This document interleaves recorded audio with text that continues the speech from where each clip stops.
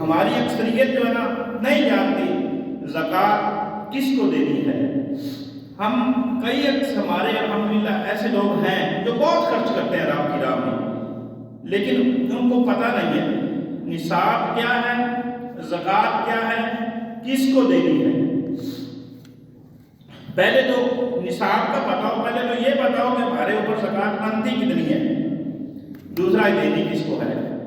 میں بتا رہا تھا قرآن پاک میں 7 افراد کے بارے میں ارشاد فرمایا۔ نمبر 1 فقیر۔ فقیر کی تعریف یہ ہے کہ وہ صاحب نصاب کو نہ پہنچے۔ اب صاحب نصاب کیا ہوتا ہے؟ جس کے پاس 52.5 تولے چاندی، اتنی نقد رقم یا مال تجارت اتنی مالیت کا نہ ہو، وہ صاحب نصاب ہے۔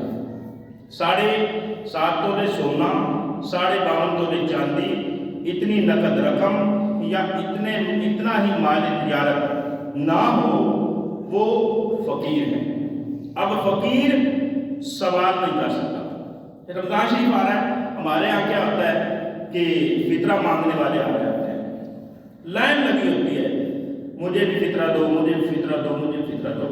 اب ان میں چلو کوئی فقیر بھی صحیح، شرعی فقیر بھی صحیح، مان لیا کہ وہ فقیر ہے، لیکن یہاں حدیث میں فرمایا گیا کہ فقیر جو ہے اس کو سوال کرنا حرام ہے، سوال نہیں کر سکتا۔ سوال کون کرے گا؟ نمبر 2 رب تعالیٰ نے ارشاد فرمایا مسکین۔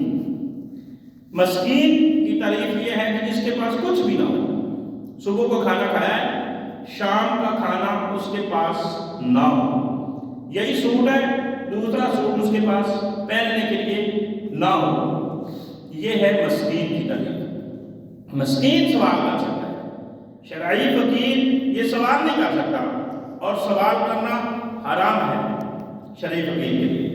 اب شرعی فقیر کو دے سکتے ہیں، مسکین کو دے سکتے ہیں۔ ہمارے یہاں کے وقت شاید کہیں کوئی مسکین آئے، ورنہ مسکین شاید نہ ہو۔ ہم غریب سے غریب کو بھی لے لینا، اس کے پاس بھی اتنا کچھ ہوگا یقین جانے کہ وہ کم سے کم 5-6 ماہ کچھ بھی کمائے گا تو پھر بھی اس کا گزارا چل جائے گا۔ تو نمبر 3 ہے عامل۔ عامل کس کو کہتے ہیں؟ جو بادشاہ اسلام، پہلی بات ہے کہ ہمارے ملک میں بادشاہ اسلام ہی نہیں ہے۔ بادشاہ اسلام جس کو زکوٰۃ عشر جمع کرنے کے لیے مقرر کرے، اس کو زکوٰۃ اور عشر دے سکتے ہیں۔ اب ہمارے فی زمانہ یہ نظام ہی نہیں ہے، نہ بادشاہ اسلام ہے نہ کوئی عامل ہے۔ اس کے بعد ہے رقاب، یہ قرآن پاک سے ہے، یہ جو میں بیان کر رہا ہوں یہ قرآن پاک سے ہے۔ رقاب اس کو کہتے ہیں وہ غلام جس کو آزاد کرنے کے لیے اس کے مالک نے کچھ شرط رکھی ہو کہ اتنے پیسے دے جاؤ اس کو آزاد کرو۔ ہمارے یہاں پھر یہ رقاب کا غلام آزاد کرنے کا نظام نہیں ہے۔ اس کے بعد ہے غارم۔ غارم کس کو کہتے ہیں؟ اتنا قرضے میں ڈوبا ہوا ہے کہ اپنا مال جائیداد جو کچھ بھی ہے بیچ کر قرضہ اتار نہ پائے، اور پھر بھی اتنا قرضہ بچ جائے کہ جو صاحب نصاب کی حد کو پہنچتا ہو تو بھی اس کو زکوٰۃ اور عشر دیا جا سکتا ہے۔ نمبر 6 ابن سبیل۔ ابن سبیل اس مسافر کو کہتے ہیں جو سفر کرتا ہوا شرعی سفر کہتے ہیں 57 میل 92 کلومیٹر۔ یہاں سے مثال کے طور پر کوئی چلا فیصل آباد گیا، اب یہ شرعی فقیر ہو گیا، تو اب اس کے پاس زیادہ راہ ختم ہو گیا، یعنی پیسے ختم ہو گئے ہیں خرچے کے لیے یا واپسی کے کرائے کے لیے، رقم خرچ ہو گئی ہے، ختم ہو گئی ہے۔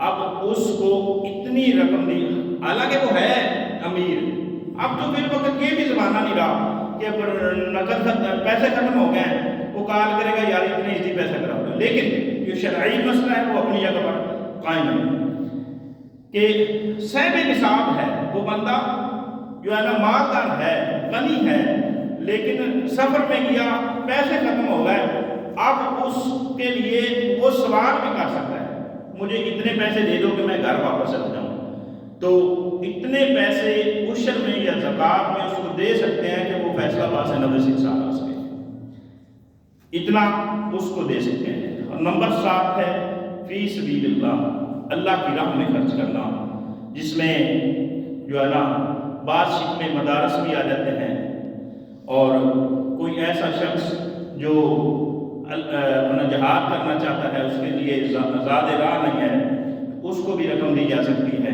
مگر ہمارے یہاں فی الوقت وہ زمانہ بھی نہیں رہا کہ کوئی جہاد کے لیے اپنے طور پہ کہے کہ میں جہاد کرنا چاہتا ہوں، نہیں کر سکتا، کیونکہ فی الوقت جو ہمارے ملک کا نظام ہے اس نظام کے مطابق ہی ہمیں چلنا پڑے گا۔ حکومت اگر اجازت دے کہ ہاں کشمیر میں جاؤ اور جہاد کرو تو پھر جہاد کر سکتے ہیں، فلسطین میں جاؤ جہاد کرو، جہاد کیا جا سکتا ہے۔ تو اب ایسا نہیں ہے کہ ہم یہاں سے نکلیں اور ہندوستان کے اوپر جا کر نہ فائرنگ کرنا شروع کر دیں کہ ہم کیا ہے جہاد کر رہے ہیں، تو یہ جہاد نہیں کہلائے گا، بلکہ یہ جہاد نہیں، یہ تو فساد کہلائے گا کہ دونوں ملکوں میں امن تھا اور اس نے اس کو خراب کرتے ہوئے یہ ملک کی امن کی خلاف ورزی کی، ملک کے قانون کی خلاف ورزی کرتے ہوئے اس نے اپنے طور پر حملہ کر دیا، جس کو جہاد نہیں کہا جاتا۔ تو یہ 7 شرائط ہیں جن میں آپ زکوٰۃ دے سکتے ہیں۔ زکوٰۃ کون دے گا؟ وہ بندہ جو صاحب نصاب ہے، جس کے پاس 52.5 تولے چاندی، اتنی نقد رقم، اتنا مال تجارت ہے، اور سال شرعی یعنی قمری سال گزر گیا اور اب وہ اس کے پاس اتنا کچھ ہے، اس سے زیادہ ہے، صاحب نصاب سے زیادہ ہے، تو بندوں کا قرض بھی نہیں دینا کسی کا، اس میں مقروض بھی نہیں ہے۔ مثال کے طور پر ایک دکاندار ہے، اس کا 7 لاکھ کا سامان پڑا ہوا ہے دکان میں نا، اور 8 لاکھ کا مقروض ہے، تو اس کے اوپر زکوٰۃ نہیں ہے۔ ہاں 7 لاکھ کا سامان پڑا ہوا، کسی کا قرضہ نہیں دینا، اب اس کے اوپر آئے گا کتنا؟ 1 لاکھ میں 2500، 100 روپے میں سے 2.5 روپے، کتنی کم مقدار ہے یار، 97.5 روپے ہمارے ہیں، اور فقط 2.5 روپے جو ہے نا یہ رب کی راہ میں خرچ کرنے ہیں۔ اور اللہ پاک نے قرآن پاک میں ارشاد فرمایا تم اس وقت تک مومن ہو نہیں سکتے جب تک اپنی پیاری چیز رب کی راہ میں، میری راہ میں خرچ نہ کرو۔ اللہ پاک نے فرمایا اس وقت تک مومن نہیں ہو سکتے جب تک اپنی پیاری چیز رب کی راہ میں 31 جب تک اپنی پیاری چیز نا میری راہ میں خرچ نہ کر سکو۔ تو آج ہماری حالت کیا ہے کہ زکوٰۃ نا، ابھی الحمدللہ میرا تعلق دعوت اسلامی سے ہے، اور دعوت اسلامی ایک عالمگیر غیر سیاسی تحریک ہے، اس کا سیاست سے کوئی تعلق نہیں ہے، نہ تو اس کا TLP سے تعلق ہے، نہ اس کا نون لیگ سے تعلق ہے، نہ اس کا PTI سے تعلق ہے، نہ دیگر جتنی بھی